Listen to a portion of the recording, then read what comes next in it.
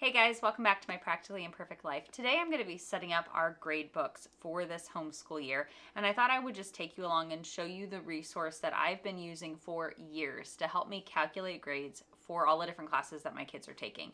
Now, we in our homeschool have kept grades since middle school, and obviously as we've moved into high school, I've definitely wanted to keep track of grades so that way I have those to put onto their transcripts. And I've utilized a free resource that I found some time ago, and it has worked beautifully for helping me to be able to do that. I love it when you can find a resource that works well and doesn't cost you anything as well. So I wanted to show you that, show you how I set it up, and maybe give a little bit of an idea on how it is that I determine the grades for the different types of classes that we do. Some curriculum will give you a recommendation on how they think the grade should be broken down. That is, how much should tests weigh in towards the total grade or daily work towards the total grade.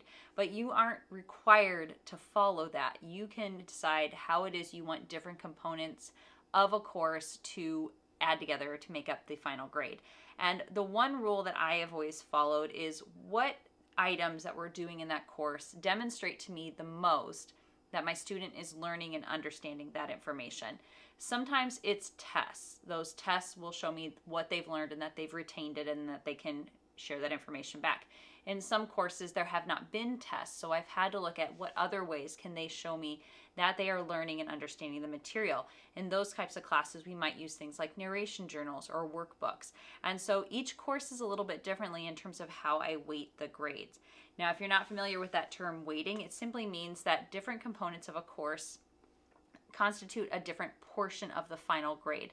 And the resource that I use allows me to put in those different categories, determine how much they're each going to count towards the final grade, and then it does all of the calculations for me. Now, this is an Excel document. I have not tried opening this particular one in Google Sheets. I do believe it should work if you upload it into Google Sheets and utilize it, as long as all of the formulas transfer over. But it is an Excel document that you can download free. So what I'm going to do here is I'm going to go ahead and open up my laptop, and I will show you kind of back and forth between here and the screen what it is I'm doing and how I am setting things up. So the website that this resource comes from is called 5Js. Now, I stumbled across this, I think accidentally, through like a Pinterest search years ago, and I was just really enthralled by the whole idea, and I downloaded it, and it worked just so wonderfully for me. Now, what I do is I actually will download one copy of it, and I have kind of the master copy saved on my computer, and then each year I will duplicate that main file, and then I will make one for each of my kids. So you can't do multiple students on one document. You do have to have one for each student. However, it is really nice in all of the things that it includes on it. So let me show you really quick here. So here's the website, 5J's Homeschool Helps, Resources, and Printables. And if you kind of scroll down here, you can download the Gradebook Plus for Microsoft Excel. You can also see they have the version for OpenOffice if you would like it. So I'm just going to go ahead and I'm going to get this downloaded, and I'm going to open it up to show you what this document looks like.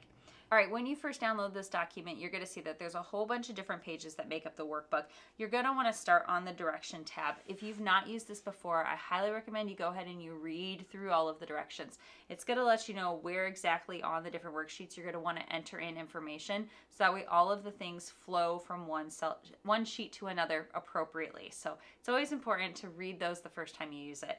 But what I'm going to do is I'm going to go into the summary tab really quick here.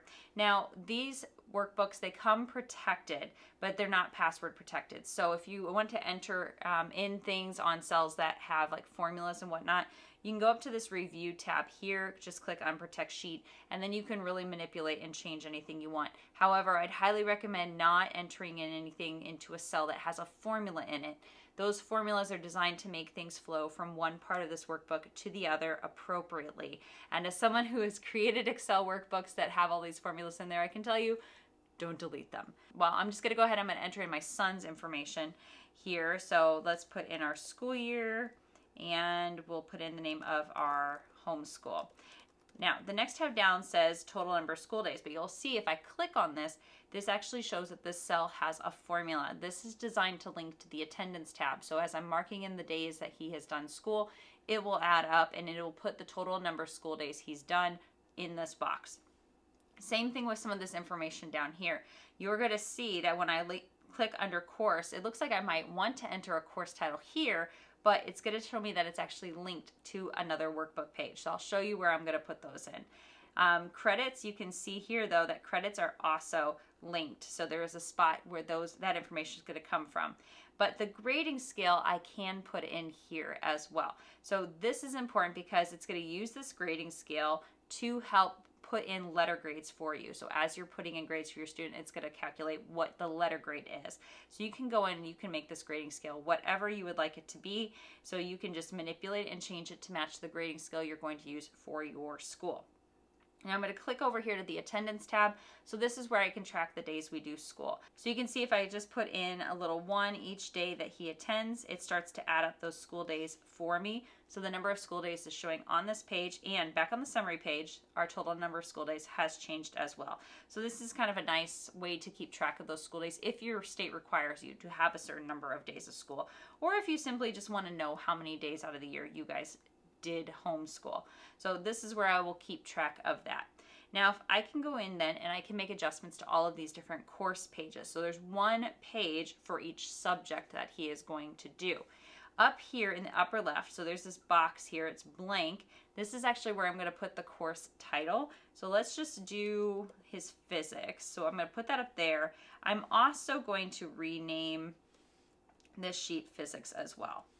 So you see I've changed it down here and I've changed it up here. And then in this box here for credits, I can go ahead and I can put in what I want this course to count as. Is it going to be a half credit course, a full credit course, however it is I'm going to track it. So this is going to be a 1 credit course. And I'm going to put this under here too. So this credits here. So you can see physics, I've got the credits and it's down here as well.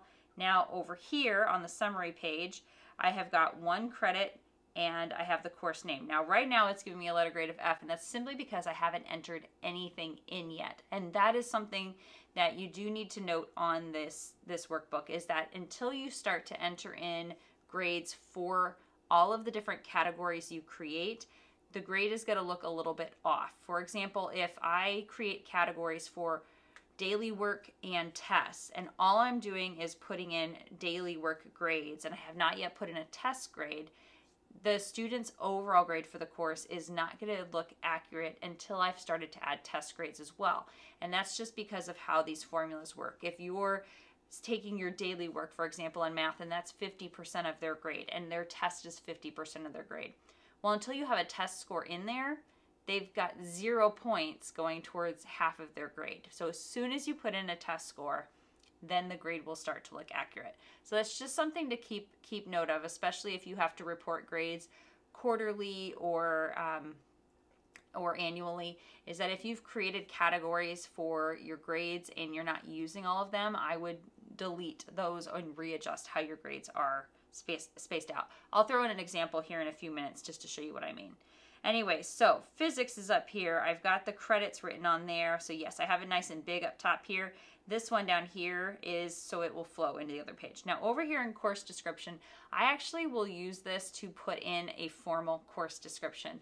Sometimes I pull this from the curriculum. There's information like in the teacher books that will tell me what to use for a course description, and sometimes I create a course description myself. I actually have a whole video on course descriptions, how to write them, and where I get the information from them. I'll link it for you here if that's something you need to have. Now, I'm not required to put that on anything for our state. However, I use this information when I'm working on our NCAA homeschool packet because I do need to include that type of information in the documents I have to fill out for that. Anyways, let's keep going and setting this up. So down here you can see that they've got categories kind of already created. They've got daily, quizzes, tests, other, and then you can see that they have percentages. So how much is it each weighted?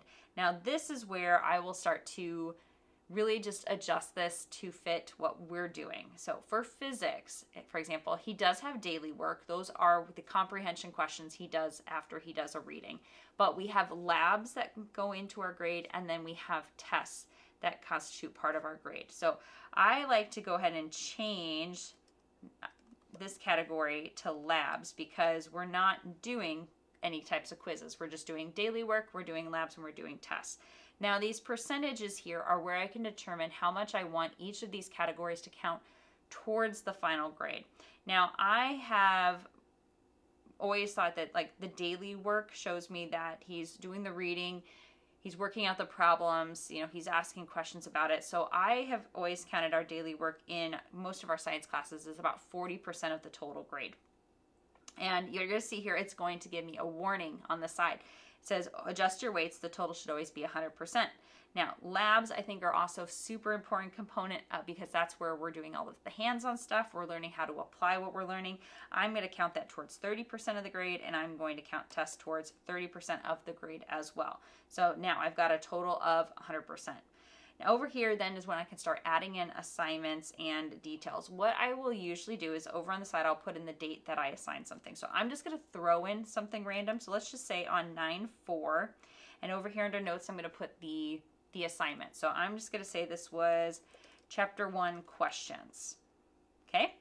And then maybe on 9/5, we did lab 1, and maybe a week later on 9/10, we're going to do test 1. So just some examples. And then I'm going to put in the grade. Now watch what happens if I only put in a grade for daily work. Let's say he got 100% on his daily work. Now if you look, it's going to take 40% of that total grade, and it's going to put that towards our weighted grade. And if you look over at what his grade is here in the green, it says 40%, which is a failing grade. But he's only had the one assignment entered in. Even as I add another thing, so let's say he got a 90% on his lab, you're going to see his grade is still not 100% accurate, but then once I've added in something in that third category, so let's say he got a 90% on his test, now you can see how that has changed what the total grade is. It's an accurate reflection of what he's getting in that course because I've got a grade entered for all of the different categories. So sometimes I will, at the start of a semester, come up with grade categories and think that's how I'm going to assign things out. And maybe I don't end up using all of those categories. Maybe I think I'm going to have a category for minor papers, but then I don't end up assigning one or we don't get to one. I will simply delete that category or change that category's percentage of the final grade down to 0, and I will readjust the weighting of the other courses. So just something to bear in mind. Don't freak out if you're only entering in like daily work for a while and you're like, why does it show my student has enough? It's just because you still got to enter in something in those other weighted categories. So this is just what I would do for physics. Let me give you another example of a course that has a few different categories. So I'm going to put in his U.S. history because this is one of those courses for us that is a little more unique. It's one that is non-traditional. So there's no tests, there's no quizzes. There's a whole bunch of things that he's reading, and he's got a workbook that he fills out. He's got hands-on projects. He's got a narration journal. So that's kind of how I handle those courses. So what I'm going to do is I'm going to change these categories again. So instead of daily, I'm going to put in workbook, and I'm just going to make that font a little smaller so it fits. And then I'm going to put in narration, because that's his narration journal. And then I'm going to put in projects. So this would be like all of the hands-on stuff that we do, or like the extra things that we do. And now I've got to assign credit. Now, I've felt like the workbooks from Guest Hollow that we use for history are pretty thorough as far as asking good questions about the reading that he's doing and getting him thinking. I'm going to count that as half of the grade. Now, his narration is his chance to kind of tell me back what he's learning, to kind of summarize what he's pulled from all of these different resources. And again, I'm looking for what things is he doing that really shows me that he's learning and retaining the information. I think narration journals are a fabulous way to do that. I'm going to count that as 30% of the grade. And then projects, things like cooking projects or making models and stuff like that, I'm just going to count that as 20. So again, I've got my categories on there. And I will rename this down here as U.S. history as well. And again, I can just put down those things. And as I'm entering the grades, remember that it will look off on the total grade until I have something entered in each category. So something to just keep in mind. Let's do one more example here. Let's do his English 11 course. So this is going to be his course that includes quite a few different things. So for us, our English course is a combination of vocabulary, grammar, writing, and literature study. It's all of those things kind of put together. So how is it that I am going to categorize all of these different things? Well, daily work for us for English would be things like his daily grammar pages. It would be doing things like lit analysis questions and worksheets that go along with the novels that he's reading. It would be filling out the lessons, the breakdown of the lessons in our Wordly Wise book. So that's going to be what's going to be our daily work. We are going to have specific quizzes for vocabulary. So his vocabulary program has a quiz at the end of each lesson. So I'm just going to change that to vocab quiz. That's usually the only thing that we have quizzes in.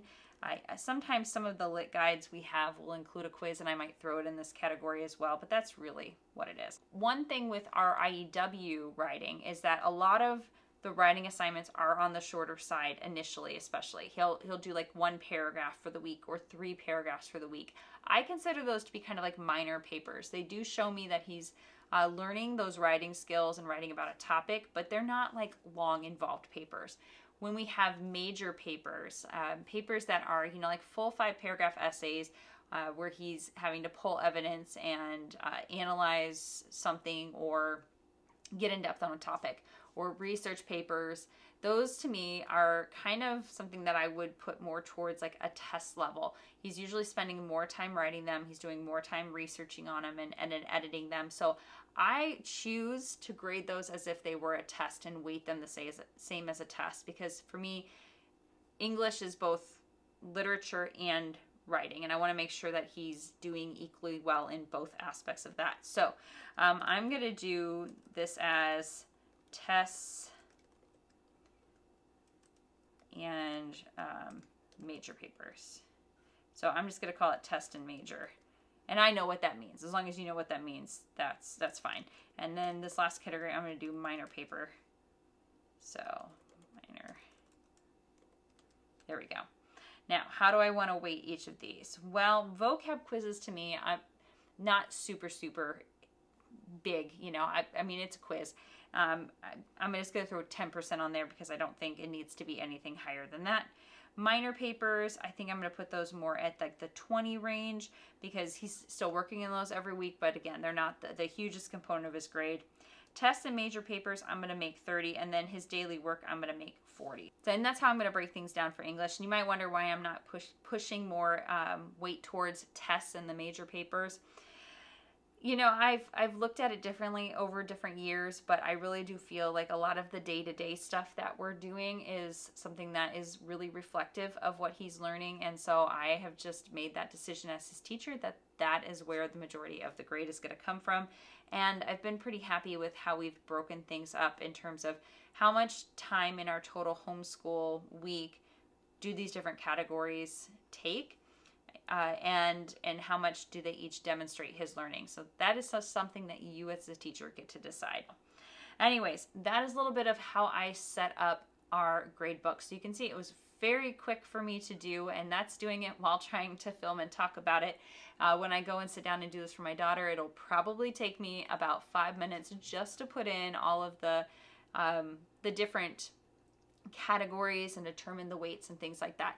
The stuff like the course description, some of that takes me a little bit longer because I've got to think about how I want to word it or look at the teacher guides to get that information. But for classes that my kids are repeating, so for example, my son is taking physics, my daughter just took physics, I can actually take the course description I used for her last year and copy and paste it and use it for that. So I just kind of tweak things then between my two students. But I will utilize this, and then as I'm entering in grades and information, that summary page is going to keep updating. So you can see here the ones where I put in some sample grades are going to show the letter grade, and then again, don't freak out if it shows an F. It's just going to show that until you've actually entered in grades in all of your different weighted categories. And then just to give you an idea of some of the other tabs that are on here, so you can see I can add in up to 12 courses. Me personally, if I'm not using them all, I just delete them. I will just right click and I will go ahead and I will delete that sheet just to clean it up a little bit. But there is a tab on here where you can keep a reading list. So if you want to have a log of what your student is reading, you can keep track of the activities that they're doing, field trips that you're going on, and then you can even print out like a grade book for it as well. So I think it's just really cool to be able to have all of those things in this workbook. It's a really wonderful resource that somebody took the time to create and share for free. So highly recommend checking this one out. If you have any questions for me about this, just drop a comment, let me know. I will link the 5J's website in the description box if you'd like to download a copy of this yourself to use. And I will also link that course description video in case you wanted some information on how it is that I write those. As always, guys, thank you so much for joining me for today's video. I will see you in the next one. And until then, happy homeschooling.